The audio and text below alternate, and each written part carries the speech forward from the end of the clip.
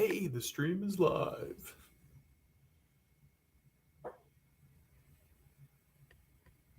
Oh, shoot.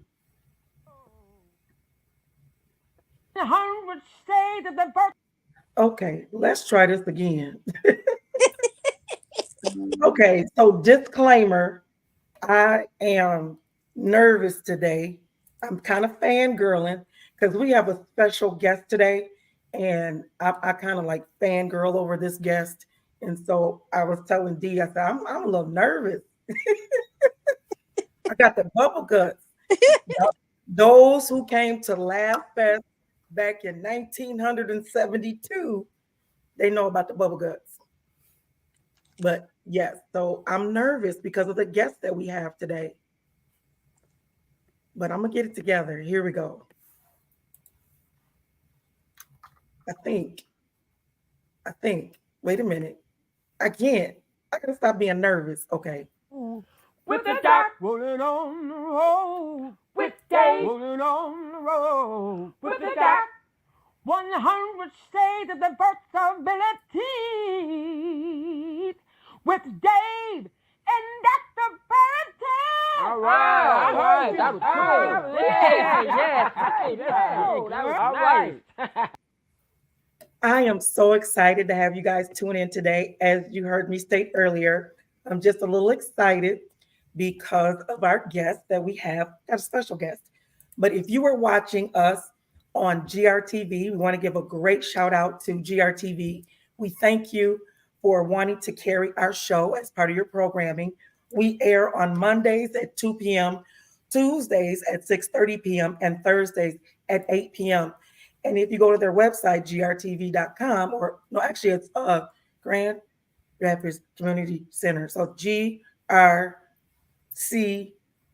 wait a minute, Grand CMC, Rapids. Community Media Center. That's what I said. Yeah, .org. If you go there, we are a part of their lineup. And as a matter of fact, I checked the website yesterday. We're at the top of the lineup. That is so exciting to me. But our guest right now hails all the way down there on 68th Street.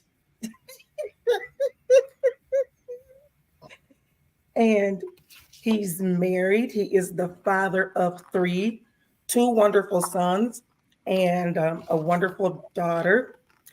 He has a wonderful son in love. And he has been the executive director for 29 years at Disability Advocates of Kent County. Oh, Jesus. I can't think of nothing I own that long. Oh, yes, I can. Okay, anyway. And in the most recent past, he was a county commissioner for 12 years. This young man has been instrumental in sharing his, and yep, we're going to say it, his white privilege card. he has, whether you're black, brown, orange, pink, or purple, and even those who may be Caucasian, but they don't have a card, he gives you one. Not only does he share his card with you, but what he does is he makes sure that you're an authorized user. And as an authorized user, your own card comes with your name on it. So he doesn't have to be present for you to, use the card or be in the room. And I thought it was only befitting that he be the guest today as we talk about 56 years later. Have we realized Dr. King's dream? Because how many years ago? It was 1900 and no, it was 2016. I was the impact speaker for Disability Advocates of Kent County's Invest in Ability dinner. And during my speech, I said, when Dr. King was giving the I Have a Dream speech, I don't think in there he included persons with disabilities. That one day that our lives would be, we will be equal, that we would be able to be judged by the content of our character and not by the appearance of our physical disability. And when I tell you, when I looked out there and I saw his face and he did like this, he was like, we're going great places together. We're going some places because you get it. He said, you get it. And I want to say that was 2016. That was October. So I don't know if it was by the end of the year or the beginning of 2017, they were starting this campaign called This Is. And we need to define, what does, disability mean to you? What does it look like in your everyday life based off of the type of disability that you have? And the people that he chose, they came from all walks of life. They were all different types of disabilities, but there was so much color in the room. I was like, he couldn't find no white people that had disabilities. I know they got some, but just his intentionality to make sure that everybody is represented, it has just been phenomenal. And at the beginning of our conversations, I said, how do you, as the epitome of white privilege, how do you do this job and not say, oh, you're so inspirational, and that pat on the head? And I've been waiting now for some years for it to kind of come out, and it never has. And it's been over 10 years, because I spoke at the dinner in 2016, but I came to Disability Advocates in 2014. And so I'm talking about none other than the person of Pastor Dave Bukowski. Welcome him to the studio, guys. How's that for an introduction? I thank you. And here comes my follow-up to the introduction. I think you have to let the screen in, because what makes my job fun is things like this.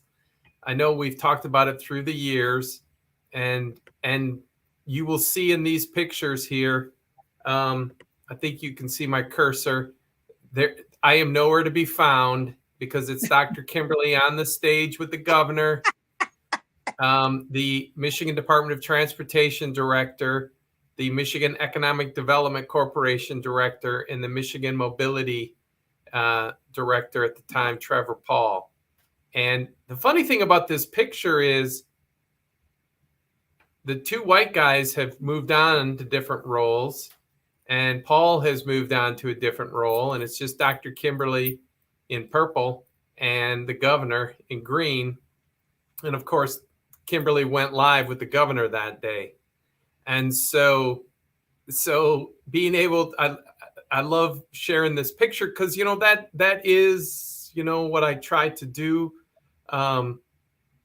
is, excuse me, my role isn't, I don't have the wisdom by myself. We have the wisdom together. Others have said it, it is an African proverb. It takes a village. Yes.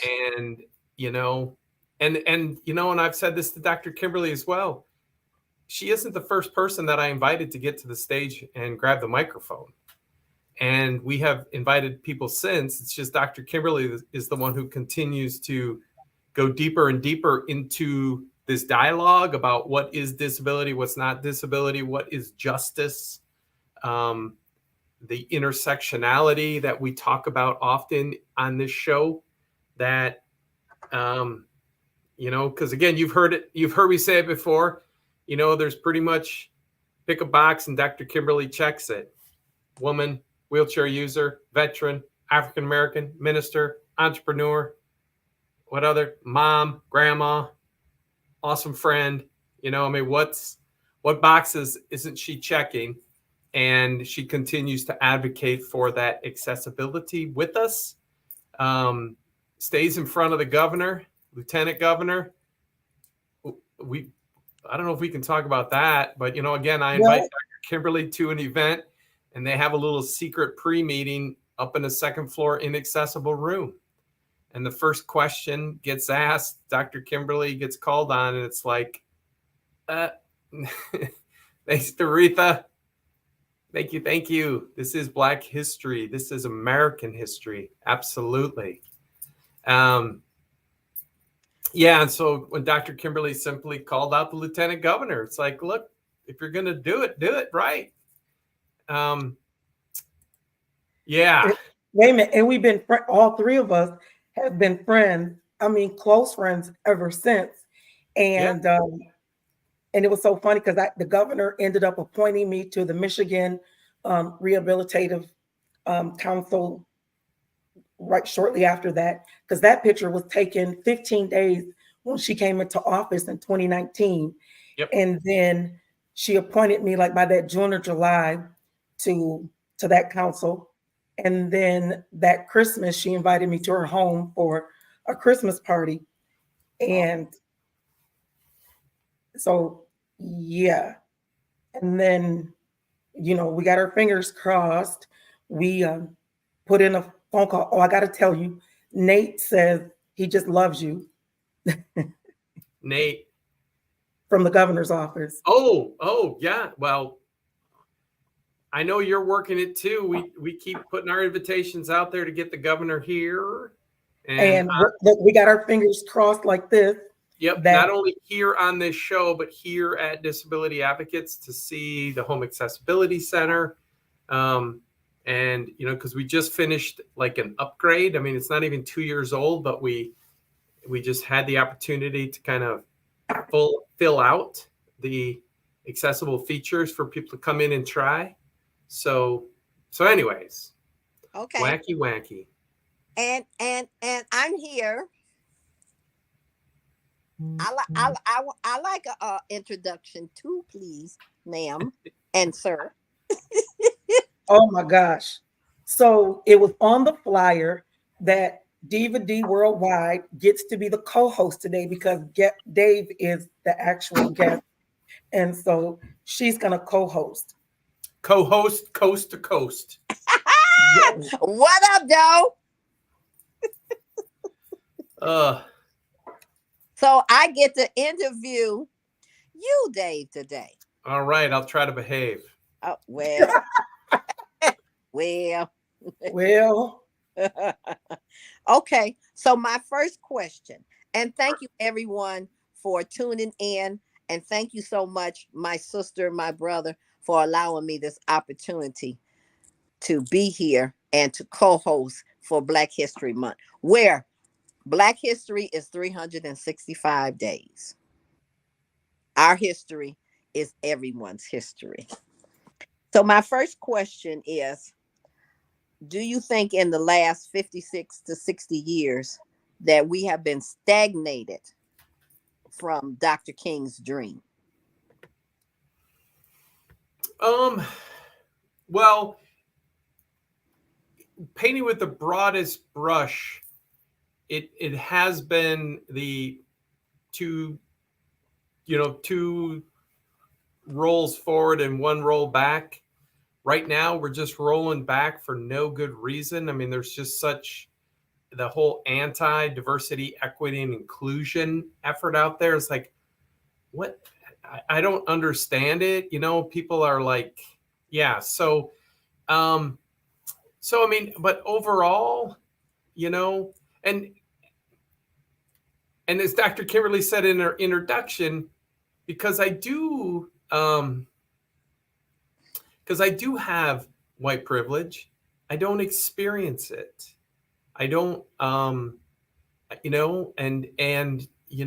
was like I was at a meeting this morning talking about a potential tax increase issue, and coincidentally, an African-American guy walked by the front door where we were meeting, or by the windows, and I just said, if that's the face of the campaign, we're going to lose, because a lot of white people in our community are like, I don't want money for those people, because people see folks who don't look like us as them, and it's like, no, they do look like us. So I mean, that's a long answer to say I continue to be hopeful. when Dr. Kimberly again said in her intro, the dream of 56 years ago, but before that, I find great challenge in his letter from a Birmingham jail when Dr. King said, his biggest enemy isn't the segregationist white folk in the South that have dogs and water cannons. He goes, those people we understand, we don't agree with, but we understand where they're coming from. He goes, our true enemy are the white liberals who advocate patience and don't disrupt, and it'll eventually get better. And they were the ones that were telling Dr. King, settle down, and his tactics were all nonviolent. And so anyways, I find huge challenge in that letter from a Birmingham jail. How old were you in 1963 when he wrote I Have a Dream and gave it? I was that was August, so I was a couple years before being born, or a couple months before being born. So I was born September of 63. Oh, I was 4. You were 4, and I was minus 2 months or minus 1 month. And so that part of it, I remember his assassination as a little kid, because the grainy black and white TVs is all we had in 1968. So I mean, I remember the date, April 4th, because the U2 song of In the Name of Love, a great tribute to Dr. King, that, and that, his last speech to the striking garbage collectors in Memphis. Mm-hmm. I mean, so all of those parts and pieces, and if I knew how to do things like Instagram better, because I tried to do it, that great support from the I Have a Dream speech. Mm-hmm. And at the same time, we have to remember why the folks gathered in Washington. People didn't gather in Washington to hear the I Have a Dream speech. People gathered it was called the March for Justice and Jobs. Yes, and there was a list of 10 demands. And those 10 demands included affordable housing, access to employment, education. So all of those demands, the same things that we're asking for now, we're still working on it. So again, the incremental changes, and especially within the disability world, those same demands echo in our community to say, access to jobs, access to places of public accommodation. That's what we call things like bars and restaurants and hotels. And so it is, again, those are long. That's a long answer, getting longer to say where we have gone. Yeah. But you know what? On tomorrow, our guest tomorrow, I am so excited, is Dwayne Davis. He is a guest conductor for the Grand Rapids Symphony, as well as the choral director for the Grand Rapids Symphony Community Choir. And when I saw him this weekend, I asked him to be on the show. He was like, oh my God, yeah. So we're going to talk about, and I said, trust me, it's going to be okay. And I said, I want to know how old you were in 1963. I said, for the March on Washington, and when he did the I Have a Dream speech, and where he went in that moment, it was almost like the elevator, a go-go episode, where you think that, because we're always silly and all that mayhem. Yep. And because we were being silly in that moment. But as soon as I said, this is what we're going to talk about, I said, 56 years later, because what was so awesome about Symphony was sold this week, or I should say this year, was that they had Leela James as the guest singer. Oh, wow.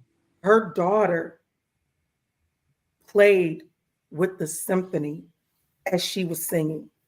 Wow. She's maybe 10, 11. She plays the violin. Wow. And in that moment, and when I tell you it was a tearjerker moment, because she stopped in the whole middle of it and said, y'all don't understand. I'm a little Black woman. This is Black History Month.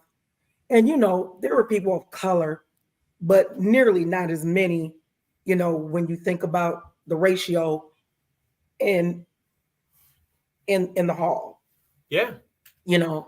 And she said, I want to take a selfie.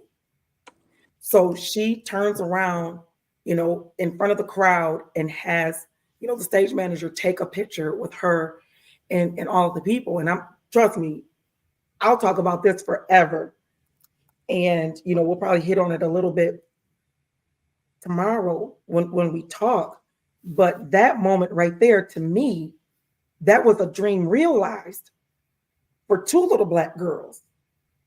Because it reminded me of, the three little Black girls that, boom, got bombed in a church, and then to turn around. Ooh.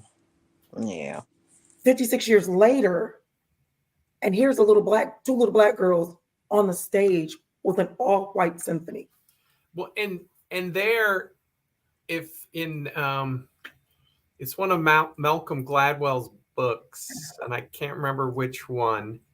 I think it's Blink, where it talks about, you see somebody and you make all these assumptions, in a blink of an eye, a little ableist term, but that in the symphony world 20 years ago, it was extremely white. And they used to have auditions for new members of the symphony. They were in person because you had to play. Yep. And so they're like, oh, we give, African American folks, Hispanic folks, we give them auditions, but they always just miss the cut. Well, that was when you could see the person. So they started doing auditions behind a screen. So you only heard the person play. You did not see the person's gender or race, or what you assumed was their race. Because again, you don't say, hey, are you're Black? It's like, no, I'm not Black. Because you don't want to assume it, however a person self-identifies. Anyways, all that being said is when they put the screen up, they started hiring a lot more people of color, because the bias of the all white people doing the interview is that, oh, this sounds better because it's a white person playing. And so back to the folks today who are against DEI, and we add the A for accessibility, that is like, no, folks, we continue to have these biases that, and they're real. And how do we, like, you want a level playing field, don't give people, like a head start. And it's like, no, this is leveling the playing field. Right. But you think it's an extra helping. So it's something extra. Right. So, and my Dr. King came to Detroit in 1963. And my grandfather took me, and I was up on his shoulders. You know how you go for parades and stuff like that, and they have the kids up on the shoulders. He put me up on his shoulders, and he said, baby girl, you see that man right there? You remember him. This is something special. This is history. I was only 4 years old, but I remember it. Yeah, and I've seen the promo, but I haven't watched the show yet, about speaking of the big D, Malcolm X, who was a child from the D. And how the news and the mythos of the community, has painted Malcolm X as more of a radical and all this stuff, when no, he and Martin had some great resonance. Right.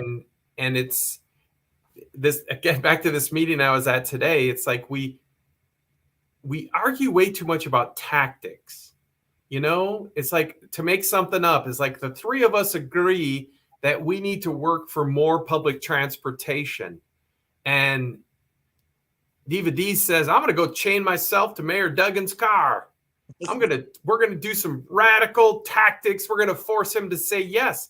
And Kimberly and I are like, well, we don't want to do that. That's not our style. Our style is we're going to talk to him. We're going to meet with him. We're going to work on campaigns. And Diva D is like, no, I'm going to chain myself because that's what we do in the D. Right. And then we who should be putting our power together, we fight over the tactics and we miss the resonance and message and what we're really working on. And so then the people in power, they just sit back and laugh at us because then nothing's going to change. Right. We have more than enough power among the people, but then some of the small p politics, like I need to be in charge. Because back to that picture, folks, of Dr. Kimberly on stage, she did not say, Dave, I got to be on stage with the governor or I'm out. I said, hey, Dr. Kimberly, how about doing this? And she's like, what? and so that idea, but there are people who are like, I need to be front and center on the stage and all the pictures. They may not say that, but they act that. And again, we tear ourselves apart, personality crud, tactic stuff, when it's like, no, folks, let's keep focused on the mission. Let's focus on the dream. Let's focus on the demands. Because again, those demands still aren't real, fully real. The time is now 4:30, and we want to say thank you to Dr. Sandra White and to Brucina Mayfield for tuning in. And we want to say thank you for our viewing audience on GRTV. And if you're watching, today is February 13th, the day before the Love Day. And our guest is Dave, and Diva D is co-hosting on today. And for those of you who don't catch us today, you can watch us on the replay on GRTV on Mondays at 2 p.m., Tuesdays at 6:30 p.m., Thursdays at 8 p.m. And of course, you can always go to our YouTube channel, 100 Shades of Diversibility, and you can catch all the episodes there. And we are talking about 56 years later, have we realized the dream? We're excited to have Dave because he's one, as he's talking about those who don't necessarily ascribe to DEIA, how he has given out his white privilege card over the years. And trust me, if you give me something, I will hold it near and dear to my heart. This cup right here is a perfect example. My son just turned 30 years old last Friday. So that means he graduated from high school 8 years ago? 12 years ago. 12. Okay, 12. So the young lady that he was dating 12 years ago, her family went to Disney in Florida, and she brought me back this purple Minnie Mouse. And then on the other side, what does this say? Sweet. Yep. She brought this back for me. That was 12 years ago. And I'm still holding it near and dear to my heart. And so when Dave pulled me aside in 2016 and said that he was going to not only share his card, but I would have a card of my own, I've held that near and dear to my heart. And I have, I think I didn't wore the stripe out. I had to come and get another one. And well, and with that, because we had a staff person here by the name of Denise Borges. I don't know if you got to know Denise through the years, Kimberly. But I mean, the quick story with Denise, she unfortunately has passed because of her disabilities, but she was a professional African-American woman in the community doing great stuff. And then she acquired a disability and her life crashed. And she came, we do this 5-part employability series. And the woman who was teaching it at the time, Linda Joy, Denise came to the class and she went only to prove Linda Joy wrong. That like, this is whatever. this is just hot air, blah, blah, blah. I'm going to prove that this is worthless. So she went to one class and realized that, well, I failed in proving this worthless, so I better come back to a second class. And by the end of the series, because the main thing the series did was to help people find where they put their hope. Like our tagline used to be empowering independence. And that's actually wrong. We can't empower your independence. We can help you find your power. Like, where did you put your power? And Denise put her power in this back pocket when she acquired her disability, and Linda Joy helped her find that power. And of course, it sounds like a bad TV commercial. Not only did she finish the class, within a year, we hired her and she was teaching the class. And so anytime somebody came with a bad attitude, she was like, you think you got a bad attitude? I had a worse attitude a year ago, so let's go.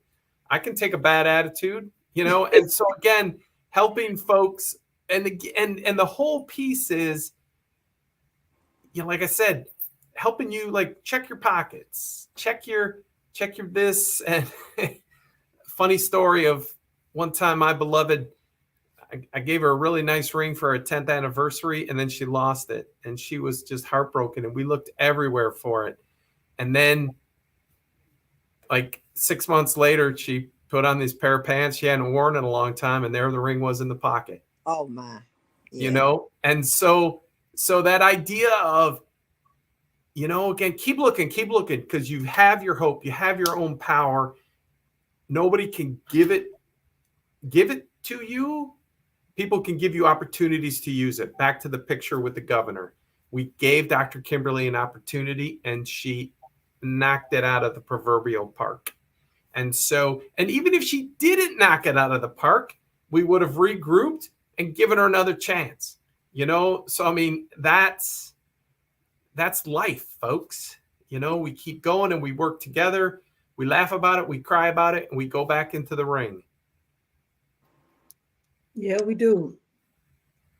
We really, really do.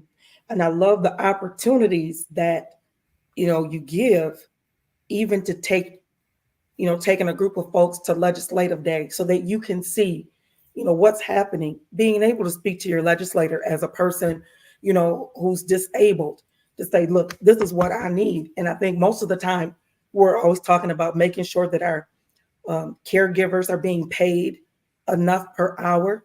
Mm-hmm. I am so excited that my caregiver gets $16 an hour. Okay.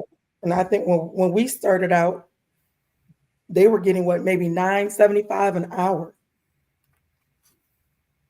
About that. Well, I want to jump in with a couple of shameless plugs. I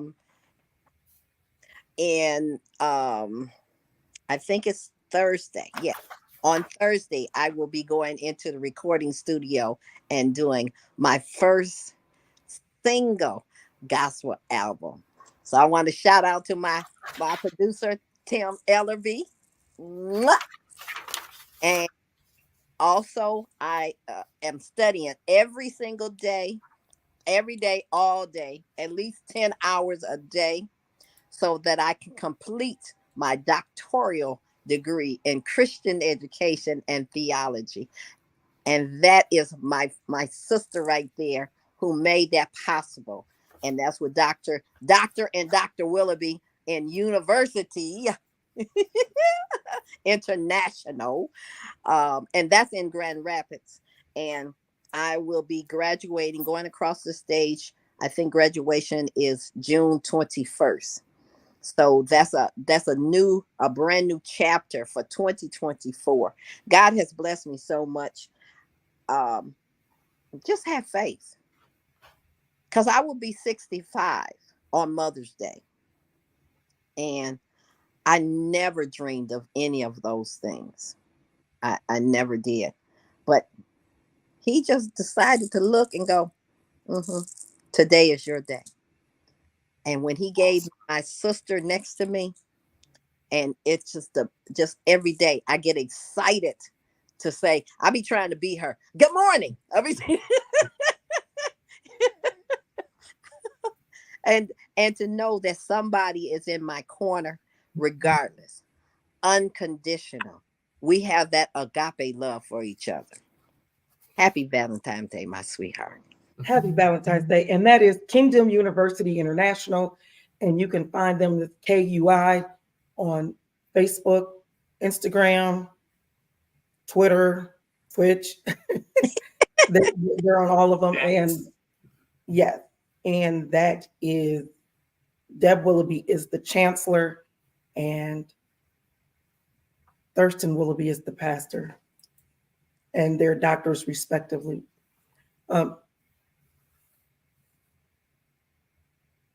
How do you? I think I asked you this question 4 years ago when we first started, but I know many have asked us over the 4 years how we do what it is that we do. And I think this year is going to be the year where we kind of put something together and we say, okay, here you go. Here's a playbook. You want more than that? Then you need to sign up and, become a member. And then we'll give you the inside scoop on all of the projects that we've completed together and that we continue to do. But can you help someone who is Caucasian, who wants to come into the community, to the African American community, and wants to help them not be condescending and placating? Yeah, I mean that was the conversation with Reverend Gaddy. It's folks who come in with the Messiah complex. Oh my God, we did have that conversation with them. That was a good show. Yeah, and because I think the key to the success of this show is that we keep asking people for help. Because if the two of us just sat and talked, we'd probably fill hours a week because we both like to talk. Mm-hmm. However, it's what's really filled it out and given it its depth and authenticity is you invite Diva D to be a co-host. Hey, I need help. Diva D's like, got your back. We had a show on just a couple weeks ago, got your six. Yeah. That, we're asking people to help us get the information out. Early on, I mean, you remember folks in the back in the old days when we had this thing called COVID and we had friends from the health department.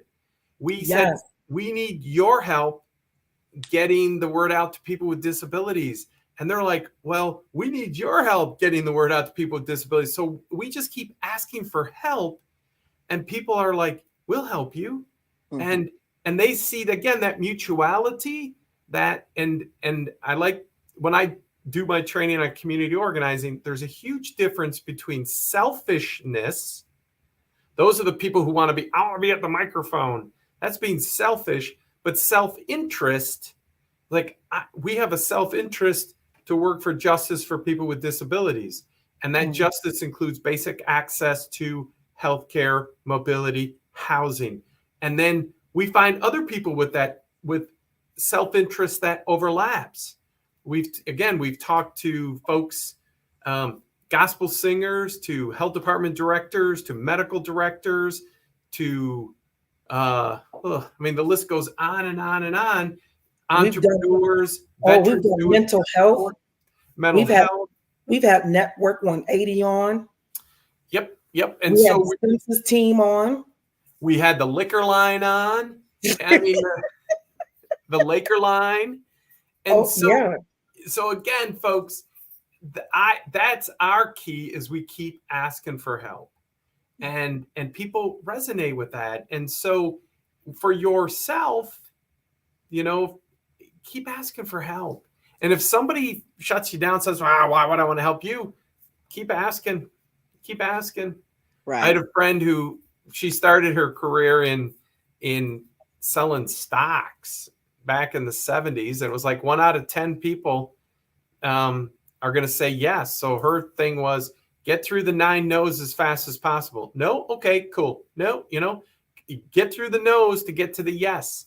And Yeah. so, unfortunately, I mean, it's easier said than done, but I've got a long list of names and phone numbers. I'm going to be making calls for sponsorships for our upcoming event on May 8th.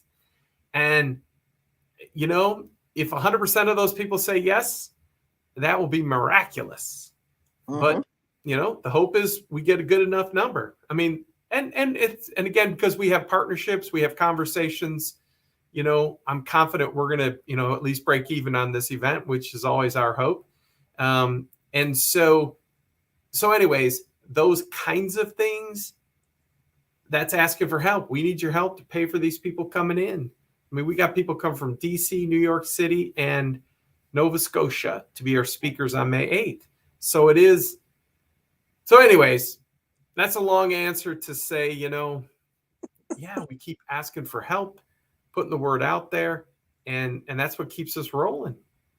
What's really nice is when you're back in the community, Pastor Gaddy wanted to introduce the church to their community. So he invited all of the same folks that we have had on the show to come there, bring their goods, tell what they do. Pat Draper came from the health department. She works in the emergency preparedness, and she screamed. In fact, we were in a tent side by side.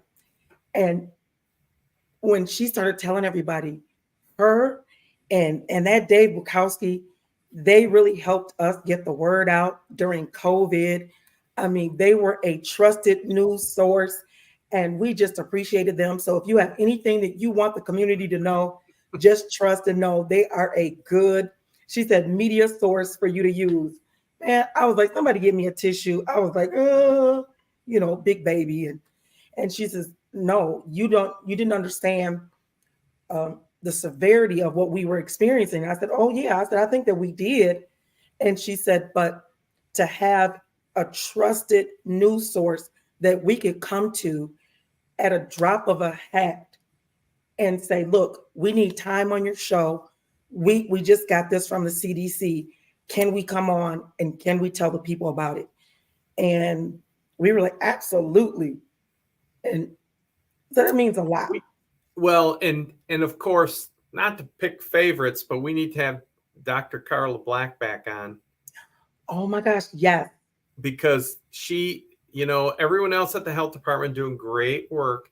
Her job is the epidemiologist. So tracking, what is the course of this thing called COVID? Where is it today? Where is it going? So we'll have to mark that down for a future episode.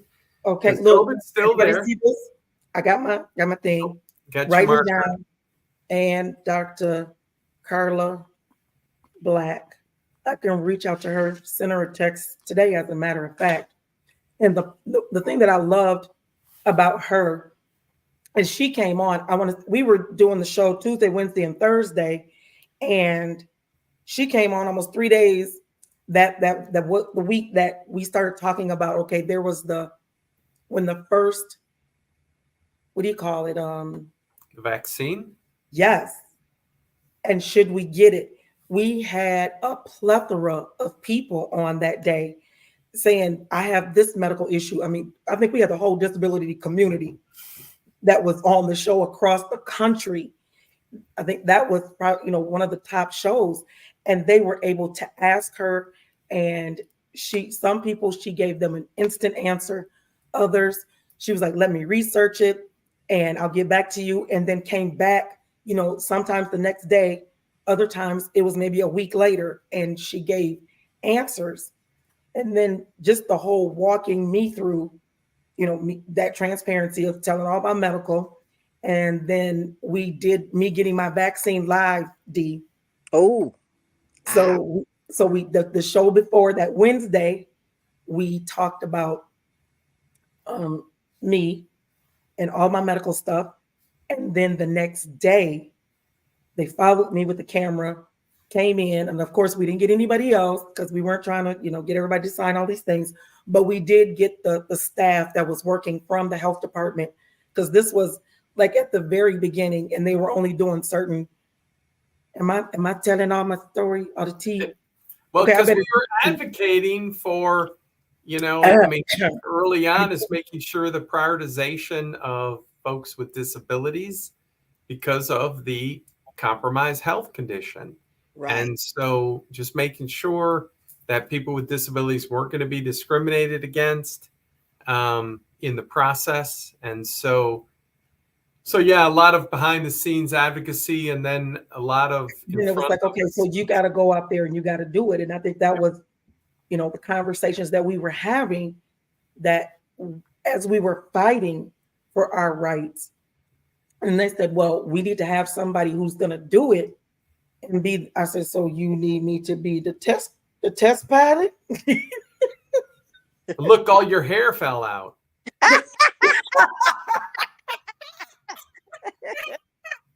So,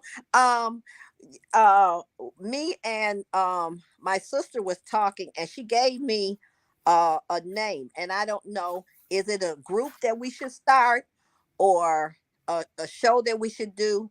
That when you mention disabled divas, There is a group. They're called Divas with Disabilities, and they are out of Washington, D.C. They do have a chapter there in Detroit. oh, okay, maybe I can get that hookup.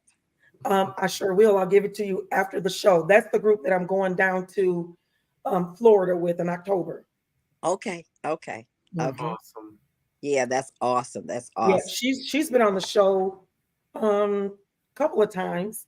Probably we're gonna come back. There's some things that are brewing there, and she has been instrumental in getting women of color into theater, acting. She does commercials, and as a matter of fact, Hulu just has a new series. It's called The Other Black Girl, or The Other Black Woman on the Job, and she starred in that. Oh, nice. She was in it on Hulu. So, Nice. and then she's on a CarMax commercial. So she's really doing some wonderful things. Oh, that was the one that hooked us up with a Sesame. Okay. Mm-hmm. Speaking of which, they have a Sesame on their website, Community Media Center. I went on there to get our times and everything, and I said, "Wait a minute, they've got a Sesame on there." It's wonderful, but the time is now 4:51. We got a little bit, more time here. We got to stick to the rules. We got to do a whole hour show. Yeah. Hour for television. And go ahead, Dr. Kimberly. No, I just want to say, when you started talking about all of the behind the scene conversations, I didn't realize how much we really have done. And when we look at the 56 years, they just look at black and white, but they don't include the disability community that makes up, that black and that white. And we definitely have made a difference. Definitely. Well, yeah, and the intersectionality through the years, we've noted it a number of times on this show. We can't just give a shout out to Hulu, one streaming service, because on Netflix is Crip Camp. And Yes. so Crip Camp, which tells the story mainly focused on the 1978 occupation of the Health, Education, and Welfare regional offices in San Francisco, and a group of people with disabilities occupied that office. And the reason they were able to survive there for 40 days was because of the Black Panthers. The Black Panthers provided the support because, again, that's another one of Dr. King's awesome sayings is, injustice anywhere is a threat to justice everywhere. Everywhere. And so silence is the thing that gets, that allows evil to spread and continue and to win. And we're just going to call it evil. Injustice is evil. Mhm. And so it's not a demonic definition of evil. It's just evil. It's bad. Like what? And so, I mean, in West Michigan, and Dr. Kimberly, um, getting your take. I got to quick turn the tables here before the end. That Hi, it is. Vita. Hey, Vertanji, that it's often said that West Michigan does charity well and we do justice poorly. Back Oh, to like the white folks that want to come to Pilgrim Rest and do some charity work, as opposed to no, let's work together on some justice. So yeah, you seem to resonate with that statement. Well, I love the fact that, Pastor Gaddy is working with the prosecuting attorney with a program called Grace. And uh, we talked a little bit about it behind the scenes of what the mentorship with Rolling on the Road would be with them. But where they're coming in now and providing justice, and those that would, children who would be charged as adults, now get to come and go through the Grace program. And the prosecuting attorney is saying, hey, there's a place for them to go. And he's changing his mind and saying, I'm not going to send this to them. I'm going to call Gaddy. And Sunday, I think there were maybe 7 or 8 of them that were at church. Awesome. mhm. Yeah, it's charity and punishment. These things don't work, folks. It's justice. Mhm. And in honor of tomorrow, it truly is love.